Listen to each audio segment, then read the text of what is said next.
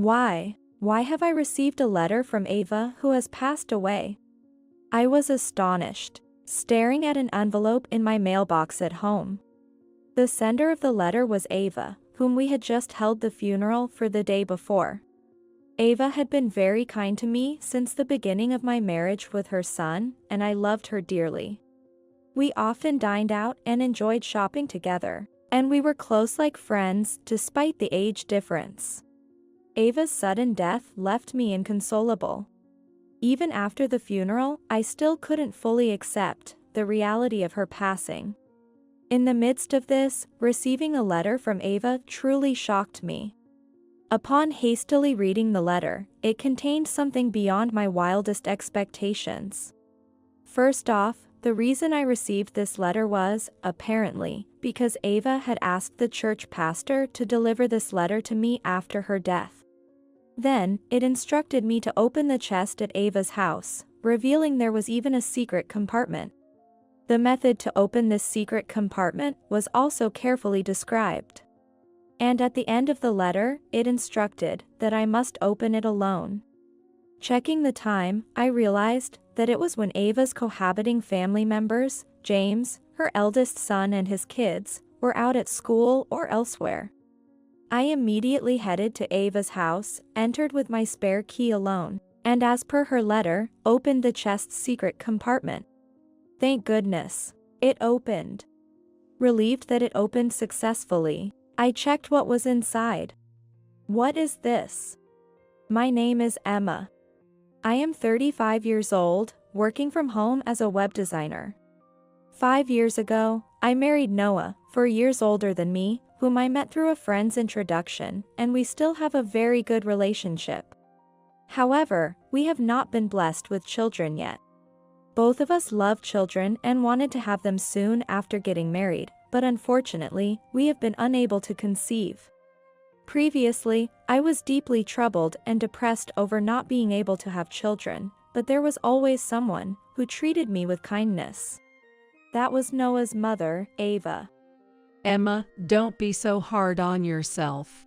There's no rush. It'll be okay. How about we go to that new waffle shop in front of the station for a change of pace? Ava always encouraged me with her warm words. Bright, kind, and empathetic. I loved her so much. Ava saved me many times, and gradually, my worries about having children decreased. While I still wish for children, we have not pursued intensive fertility treatments, preferring a natural approach instead. Noah often travels for work, so in his absence, Ava and I would go out to eat or shop, just like friends with an age gap. Ava lived close to the house where Noah and I live, in the same household as James's family, who have 3 children. Ava seemed to get along well with James's family, but James and Lily often hurled insults at us for being childless. Emma, still no kids? We have 3 lovely children, you know? It's disgraceful not to have children. Cut ties with Ava already. James's wife Lily said this with a triumphant look, and James joined in mocking us. You're right, Lily. Besides, Noah has always been a nobody, and even if you had kids, they'd probably be nobodies too. At first, Noah and I would talk back to James and Lily terrible remarks. However, they never listened to us, so gradually, we stopped responding. And we began to avoid them as much as possible. They treated us terribly, but in front of Ava, they acted like good people. So Ava never knew their true nature. We didn't want to worry Ava unnecessarily, so we never told her about their behavior. One day, Noah, Ava, and I planned to go out to eat on a holiday. When the time came, we headed to Ava's house. Usually, Ava would be waiting outside before the appointed time, but she wasn't there. What, is Ava not ready yet? It's unusual, but she should be out soon. We were not too concerned, as we waited for her. But even after 5 minutes, then 10 minutes, she didn't come out, and didn't answer her phone. What could have happened to her? Growing increasingly anxious, we decided to ring the doorbell at her house. However, with no response, we used our spare key to enter. Hey, Mom. Noah called her out as he entered the house, but there was no reply from inside. With a sense of foreboding, we hurriedly searched for Ava. Then, we found her collapsed in the living room. Ava. I rushed to her side, screaming, while Noah immediately called an ambulance. It seemed the James family was out, as there was no one else in the house but Ava. The ambulance arrived in about 8 minutes, and Ava was quickly taken to the hospital, but, sadly, she passed away. It turned out to be a stroke. Noah and I could not accept her sudden departure. We cried as if our tears would never stop. But there was much to do, like preparing for the funeral. We couldn't remain saddened and withdrawn forever. The funeral was a family affair, with James, the eldest son, serving as the chief mourner. For Ava's sake, Noah and I had to proceed with the funeral preparations, coordinating with James. Yet, during the arrangements and meetings with the funeral home, I sensed an air of reluctance from James. He didn't seem to mourn Ava's death, but at the wake and funeral, he fulfilled his duties as the chief mourner, at least minimally. Still, he would soon call Noah over to talk to the relatives. After that, he would quickly leave the table, causing the relatives to glare at him disapprovingly. Moreover, during the meal after the funeral, James was the first to sit down and made no move to stand up. He simply kept drinking beer, even as Noah urged him to greet the guests. Lily was also just drinking beer beside him, so Noah and I rushed to mingle with the relatives and talk about Ava and their visits. Perhaps seeing their parents just drinking and eating, James's 3 kids were absorbed in their handheld gaming devices. They laughed and playfully nudged each other, creating an atmosphere far removed from a post-funeral gathering. None of James's family seemed to mourn Ava's death. The relatives probably sensed their attitude. They barely spoke to James and Lily, but shared farewells and memories with Noah and me. Even as the relatives' demeanor toward them starkly changed, James and his family remained unaffected. They continuously ordered beer, talked about the inheritance and planned for a trip during the morning. Despite being so cared for by Ava, in her lifetime, they were very disrespectful to her wake and funeral. I glared at James's family with contempt. The next day, Noah left early for various errands. Alone at home, I went to check the mailbox for the newspaper, and noticed an envelope inside. Who could it be from? I took out the letter, and saw it was addressed to me, with Ava as the sender. Why? Why would there be a letter from Ava? Surprised, I returned to the living room and opened the letter. It contained something I never anticipated. Apparently, Ava had arranged with the church pastor to mail this letter to me after her death. The letter mentioned opening a chest at Ava's house, how to open a secret compartment in the chest of drawers, and the contact information for a family lawyer. And finally, it instructed that I must open the chest of drawers alone. I traced Ava's letter repeatedly. She was slender, but her handwriting was large and forceful. It truly reflected her way of life, and I felt a deep sigh of relief. I looked up at the clock. 9:30. Ava's house should be empty by now. Muttering to myself, I quickly got ready and headed to her house. The kids would be at school by then, and James and Lily would have left early that day. I saw on Lily's social media earlier that she and James were going out. Despite it being the day after Ava's funeral, they seemed to be sending the kids off to school and bragging about enjoying their day off, using bereavement leave. If that post was true, there should be no one at the house. I had to go then, or I might not get another chance. Using my spare key, I opened the front door of the house and slowly entered. The absence of Ava, always there with a welcoming smile, filled me with sadness. I held back the pain in my chest as I entered Ava's room. Her chest of drawers was quite old. But perhaps because she occasionally tended to it, the chest of drawers opened smoothly. And as the letter described, I found and opened the secret compartment in the back of the chest drawer. Thank goodness, it opened. I was able to open it safely, and I let out a sigh of relief. I checked what was inside. There, along with the items mentioned in the letter, was another document. What is this? Staring at the document, I felt Ava's love and nearly broke down in tears. I wanted to stay and cry, but I needed to leave quickly. It would be bad if someone returned and saw me. Especially since Ava's letter instructed me to do this alone. After taking the documents home, I contacted the family lawyer mentioned in the letter and informed him of Ava's passing. I was about to suggest to Noah and James's family that we all meet during the weekend, but just then, I received an email. It was from Lily. She was asking for us to gather at Ava's house during the weekend for an important announcement. What could Lily possibly want to talk about? I had a bad feeling. Though skeptical, it would be odd to refuse, so I agreed to Lily's request. On that weekend, I arrived at the house with Noah and was nervous about the discussion. James and Lily had smug, unpleasant smiles, and their 3 children were not present. They were probably being looked after elsewhere. As soon as Noah and I sat down, they flaunted a document. This is the will Ava left behind. Lily declared loudly. The signature on the will was indeed Ava's, stating that all her assets should be inherited by James and Lily. You see, it says here we inherit everything, so you guys won't get a penny. Too bad. James laughed mockingly. His face was ugly with glee.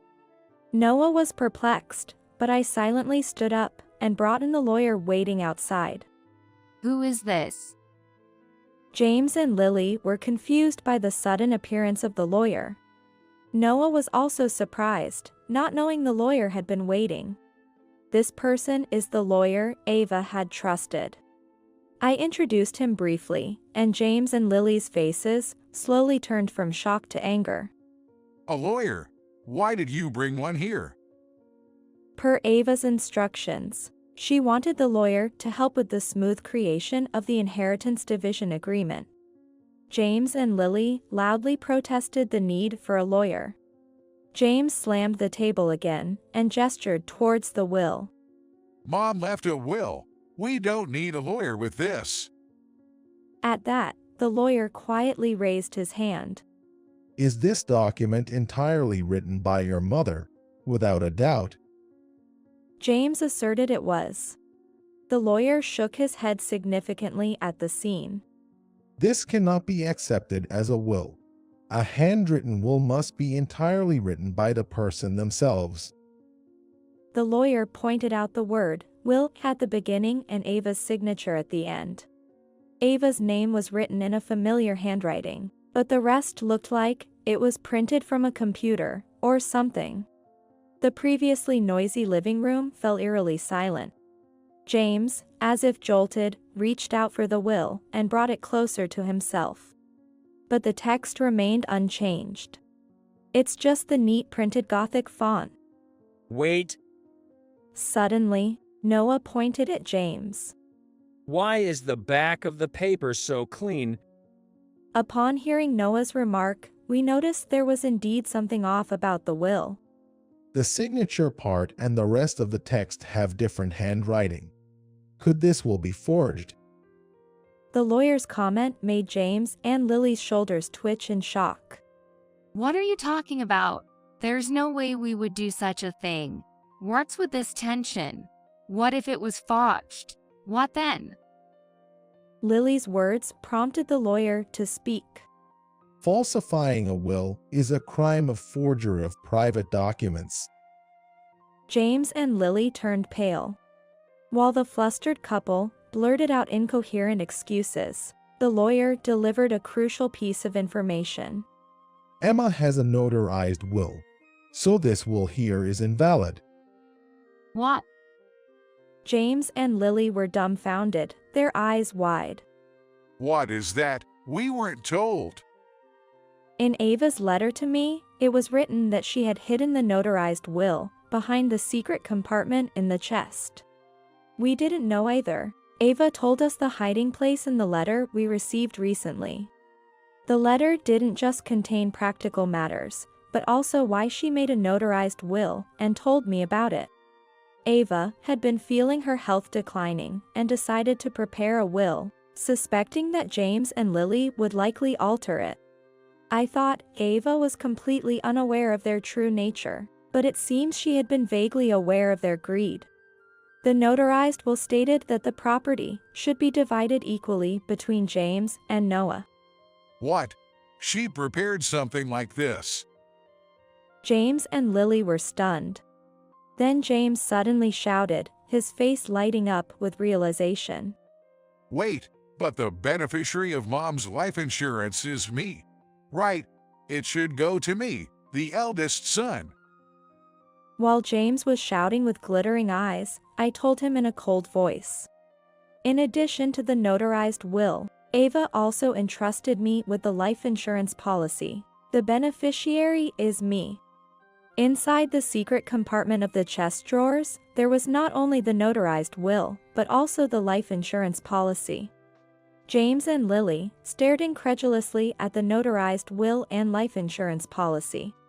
I didn't hear about this. I knew nothing of this. Changes to the beneficiary of a life insurance policy don't necessarily notify the original beneficiary, so that's to be expected. James slammed the table, claiming ignorance, but the lawyer's factual reply cut through his words sharply. When did Mom entrust you with all this? Emma, I knew nothing. Did she not want to tell me? Noah asked me anxiously. I smiled at Noah and explained.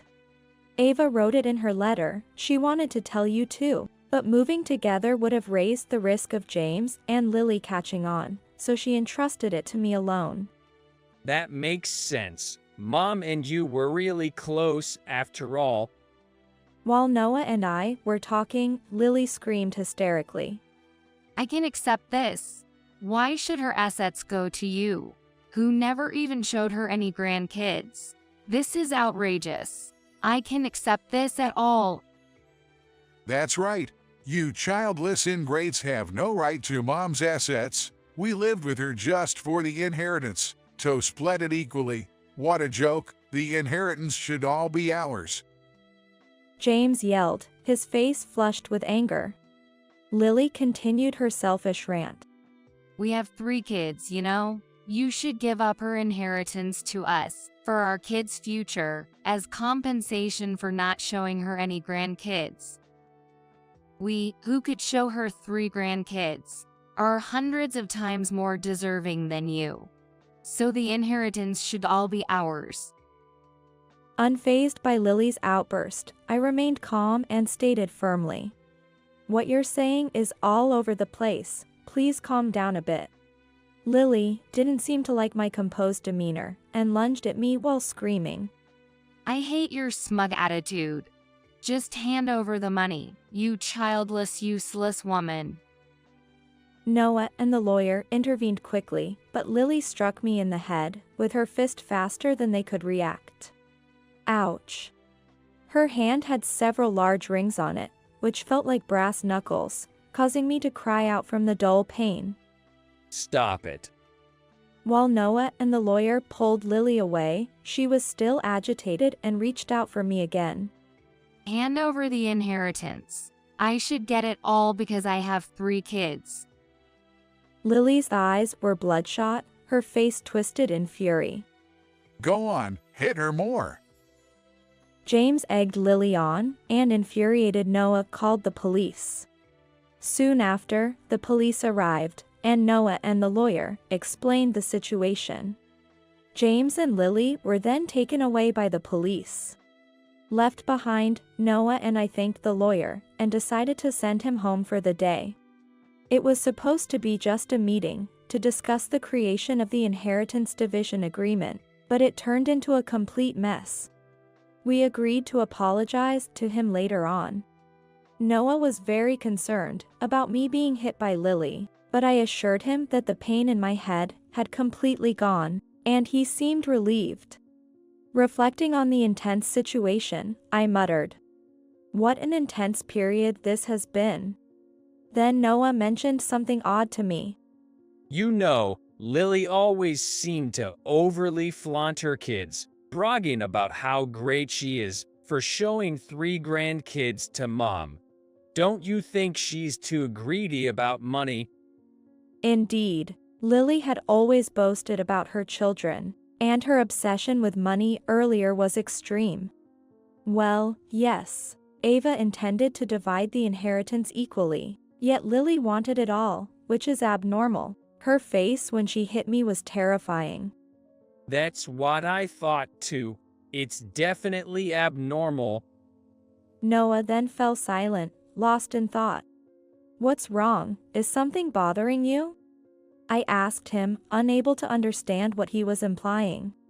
Yay, I've been thinking, maybe we should suggest a DNA test for James's 3 kids. I was surprised at Noah's suggestion. DNA testing? Yes, and I'm thinking of proposing a background check on Lily too. It's just a hunch, but something feels off. Although, I thought it might be too much, Noah's instincts had often been right before. Okay, if you say so, we should suggest it to James. Later, when Noah brought it up to James, he reportedly ridiculed Noah and yelled at him. Just because you don't have kids, don't suspect ours. But at the end of the confrontation, James snatched the DNA testing information from Noah, as if stealing it. Perhaps James had his suspicions as well. The first results to come back were James and his children's DNA tests. It was revealed that the second and the youngest sons were not biologically related to James. I suspected the youngest because he didn't resemble either parent much, but the second son too. Noah was speechless. Perhaps finally facing the truth, James thoroughly investigated Lily's background. The findings were damning. Lily had been involved with multiple men even before marrying James. And recently, the truth had been discovered by the wives of her lovers, who then demanded compensation. Lily, being home more often than James, had meticulously hidden the certified mail and other evidence. The total demanded in compensation far exceeded what Lily could cover with her earnings or savings. Lily must have been desperate to secure Ava's inheritance for herself. As expected, James and Lily ended up in a violent altercation, throwing objects and brawling until they were both bleeding. Neighbors, unable to stand the noise, called the police. Eventually, the police arrived and took them both into custody. They were already facing charges for forging Ava's will, and now they added assault to their crimes. Further investigation by the police revealed more misdemeanors, including theft and stalking wealthy individuals. Eventually, James and Lily were sent to prison. Concerned about the future of the 3 children, Noah and I debated what to do. With Ava gone, we were their closest relatives. We considered taking them in but ultimately decided against. Unfortunately, the children had fully absorbed their parents' negative attitudes, blatantly calling us childless and incompetent. The eldest, Tom, being 14, certainly knew right from wrong, and even the youngest, at 7, should understand basic decency. Yet, every time they met us, all 3 of them would smirk and hurl insults. It seems their mindset didn't change, even though their parents were arrested, and they were in the middle of that trouble.